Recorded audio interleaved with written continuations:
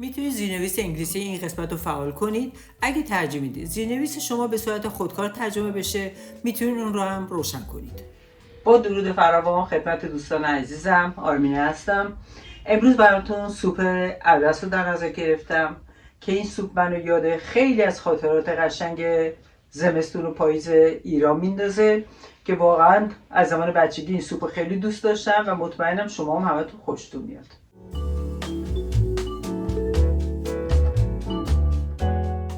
مواد مورد استفاده این سوپمون البته عدس هستش که به مقدار 400 گرم. من در اینجا پیازای ریز رو انتخاب کردم که توی سوپ خیلی جلوه قشنگی داره. سبزی خرد شده نیم کیلو داریم که من از اول خرد کردم و فریزش کردم که سبزیامون شامل گشنیش، جعفری، تره، شوید و البته اسفناج هست. و من دوتا شلغم هم میخوام توی سوپ هم استفاده بکنم که خیلی مزه جالبی داره. و ادویه‌ای که مصرف میکنیم: فلفل سیاه 1 قاشق چای خوریم، زردچوبه 1 قاشق چای خوریم، آرد 2 قاشق غذاخوری و اورگانو 1 قاشق غذاخوری پر و 2 عدد تخم مرغ هم استفاده میکنیم. در اینجا اول عدسمون رو آب پز میکنیم و همون زمانی که عدسمون رو توی آب میندازیم من این پیازای کوچیک رو همینطوری درسته توی غذامو میندازم که خیلی بامزه میشه و جلوه قشنگی داره. مخصوصا که میدونیم پیاز پختم که چقدر مقویه توی این فصل سرد و همیشه میگم ویتامین C داره. امیدوارم که شما هم بتونید درست بکنید و نوش جان کنید. اجازه میدیم عدسمون خوب آبپز بشه، مغز پخت بشه.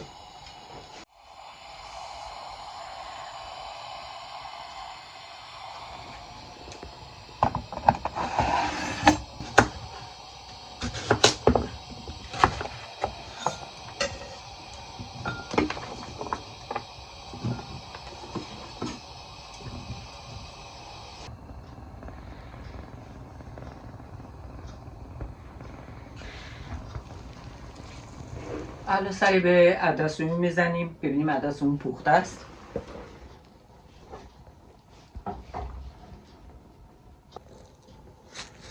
بله، عدسمون پخته است و پیازمون هم نیم پخش شده. در این مرحله من شلغمی که آماده کرده بودم از قبل خوردش کردم و شلغم رو به سوپمون اضافه میکنم.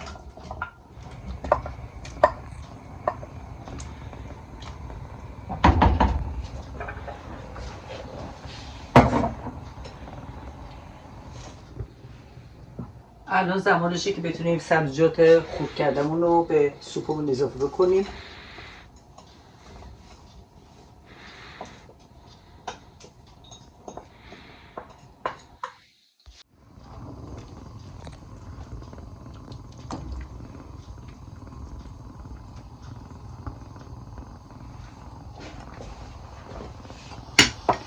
فلفل سیاه و نمک رو به غذامون اضافه کردیم. بستگی به سلیقه داره. اگه کسی غذای تند میتونه دوست داره استفاده بکنه یا اینکه دوست داشته باشه میتونه بیشتر استفاده کنی، از پودر چیلی استفاده بکنی.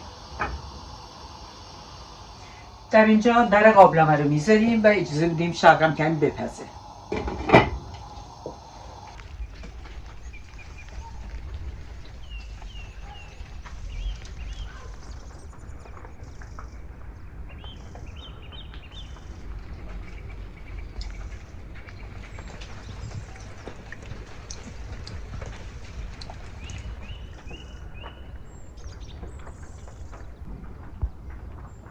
در این مرحله زردچوبه و آبیشنمون رو کمی تفتش میدیم.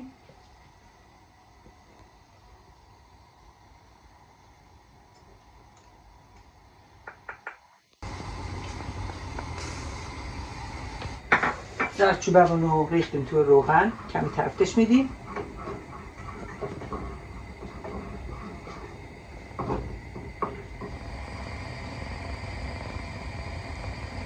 و آبیشن رو به زردچوبه اضافه میکنیم.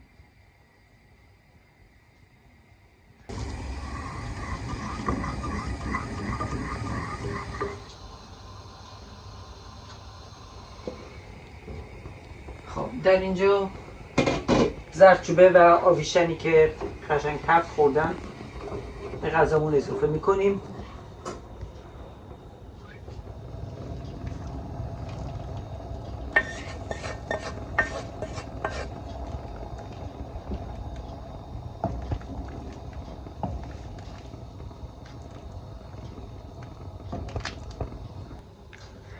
در این مرحله آردی که قبلا آماده کرده بودیم 2 قاشق غذاخوری روی سوپمون میریزیم به این صورت.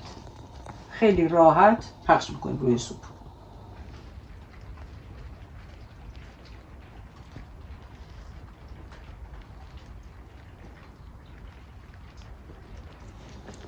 آردی که روی سوپمون ریختیم خودش گوله گوله میشه و این خیلی جلوه قشنگی به سوپمون میده و به این صورت هم میزنیم. فقط از هم دیگه کمی جداشون میکنیم. میبینیم که به این صورت آرد گوله گوله شده توی سوپمون. در مرحله آخر 2 تا تخم مرغ که کنار گذاشتیم هم میزنیم.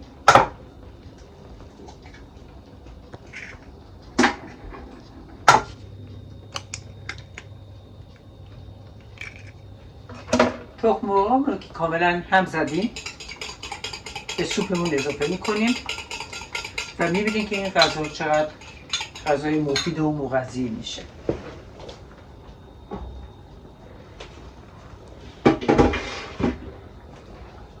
آردمونی که ریخته بودیم میبینیم که چقدر قشنگ گوله گوله شده. به این صورت تخم مرغ رو به سوپمون اضافه میکنیم.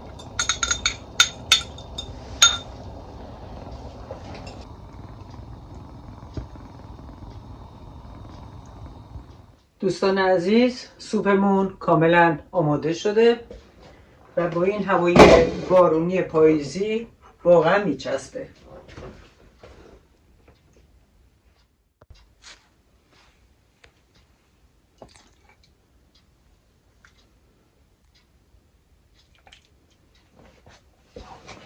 حالا میریم سوپمون رو امتحان بکنیم، یه پوکش بکنیم ببینیم چه مزه‌ای داره. من که واقعا مطمئنم که خیلی خوشمزه شده.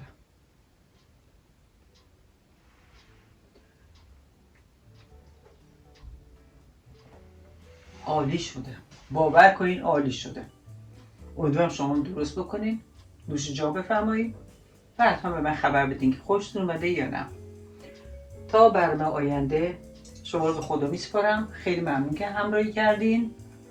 خدا حافظ شما.